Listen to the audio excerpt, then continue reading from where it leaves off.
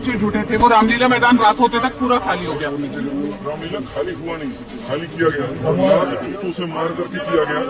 Police के भेष में सिविल वाले पहन करके आए थे, सिविल वर्दी पहन करके, जो पुलिस होते हैं, पैंट उनकी वही थी जो पुलिस की होती है। शर्ट उन्होंने यहाँ पर व्हाइट पहन रखे थे और आकर के लड़कियों को लड़कों को मारना शुरू कर दिया, ताकि वो ये दिखा दे कि इनके आपस का दंगा फंसा है। और बाद में ये बोलते नहीं तो आपस में भिड़ गए। मैं कहता हूँ अगर मानो दो लोग आपस में भिड़ते हैं तो एक ही ग्रुप क्यों अरेस्ट हो रहा है, दूसरा क्यों नहीं हुआ?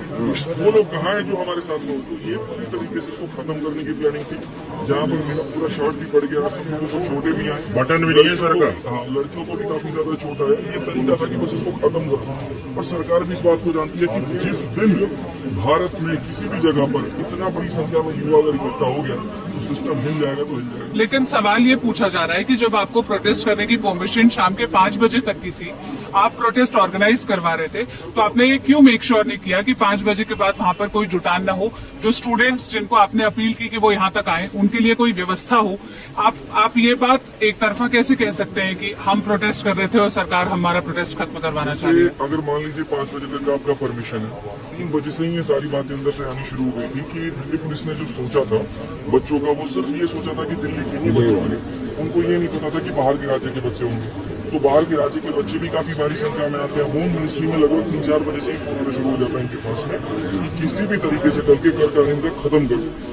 5 बजे के बाद ये निकल जाएंगे, 5 बजे बाद ये अपने घर चले जाएंगे, रात में सब घर पे सो रहेंगे कि सुबह उठ के आना है, और सुबह ऐसा कर देंगे कि बैरिकेड टाइप कर देंगे, एंट्री नहीं देंगे। और ये काम ये 3 बजे से करना शुरू कर देते हैं। जो लोग पानी पीने के लिए बाहर निकलते हैं वो बैरक लगा देते हैं, वो अंदर नहीं आ सकते, और ऐसा ये होना शुरू हो जाता है। तो वो बहुत स्ट्रॉन्ग माइंड सेट आता है बच्चों में। ये क्या हो जाता है कि अगर हम लोग उठ रहे हैं तो कल तो कर नहीं पाएंगे, तो इसलिए उठना ही नहीं।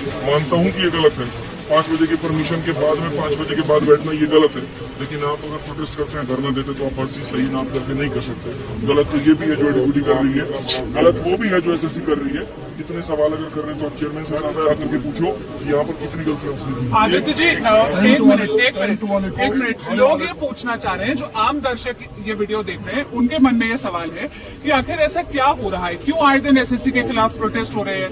अभी 31 जुलाई को हुआ था, अभी उस बात को महीना भर नहीं हुआ है कि फिर प्रोटेस्ट के लिए लोग सड़कों पर आ गए।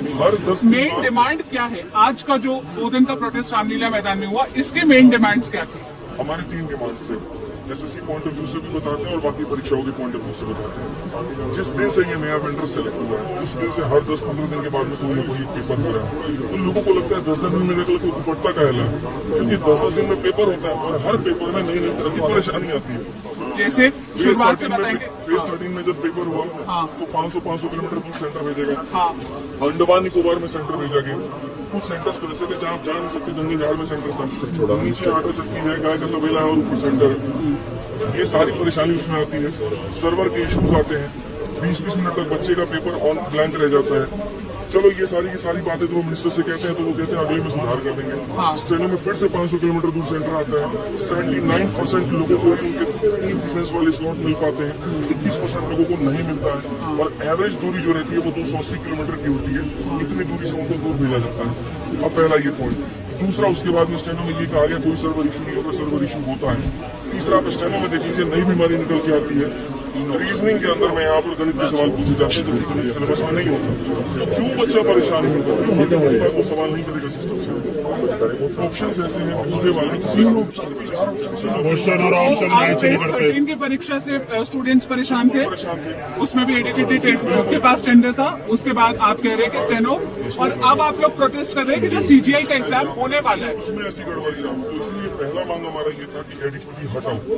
दूसरा हमारा ये मांग था कि जैसे रेलवे की परीक्षा होती है, बाकी यूपीएसआई और बाकी स्टेट एग्जाम्स की परीक्षा होती है, उनमें क्या होता है कि खाली ये बता दिया जाएगा कि फॉर्म का फीस इतना है और इतना पद है। पेपर कब होगा इसके बारे में कोई जानकारी नहीं होती। सोचिए अगर भारत में चुनाव इस अवस्था पर होने लगे कि यहाँ पर 5 साल के बाद में जो चुनाव होता है, रिजल्ट घोषित होता है, सारी चीजें उसको निश्चित कर दिया जाए, तो क्या व्यवस्था बनी रहेगी? तो बच्चे के साथ में ऐसा क्यों करते हैं? 2014 का पेपर जाकर के आप 2022 में बिहार एसएससी का पेपर लेते हैं। यही हाल झारखंड का है, यही हाल रेलवे का है, यही हाल यहाँ पर बाकी सभी परीक्षाओं का। तो बस एक ऐसा कैलेंडर हो जिसमें डेट फिक्स हो, जिस इसमें हो कितनी हम इतने टाइम में कराएंगे, आप एक की जगह 1.5 साल ले लो, एक- फर्क नहीं पड़ता है, लेकिन सही समय तरीके से आप कराइए जो बच्चा हक रखता है। एक आखिरी सवाल, आरोप ये लग रहे हैं कि जो अलग अलग प्रोटेस्ट ऑर्गेनाइज किए जा रहे हैं, चाहे वो 31 जुलाई को हो या 24 अगस्त को हो रहा हो, ये टीचर्स के बीच में आपसी रंजिश का भी मामला है कि पिछले प्रोटेस्ट में किसी और टीचर को फुटेज मिल गया, इस वाले प्रोटेस्ट से कोई और टीचर अटेंशन लेना चाह रहे, और ये टीचर्स बच्चों को टूल की तरह इस्तेमाल कर रहे हैं, जो उनका बेस है, जिनको वो पढ़ाते हैं, जिनके ऊपर उनका इन्फ्लुएंस है, उनको बोल रहे हैं कि यहाँ दिल्ली आइए, अलग अलग राज्यों से आइए, और उनके लिए वो प्रॉपर व्यवस्था तक नहीं कर रहे हैं। हर किसी की सोचने की मानसिकता अलग होती है। अगर कोई बदलाव के नजरिए से देखता है तो वो ये बारे में सोचता नहीं है, और कोई अगर टीआरपी के नजरिए से देखता है तो इसके अलावा कुछ और सोच भी नहीं सकता। अब बाकी लोग क्या सोचते हैं इसके बारे में मैं नहीं कह सकता हूँ। मेरी इंडिविजुअल राय इतनी है, और मेरा शुरू से बस इतना रहा है कि अगर कहीं पर बच्चों के साथ में गलत हो रहा है तो हम शुरू से वहां पर लड़ेंगे। ये हमारे लिए पहला नहीं था।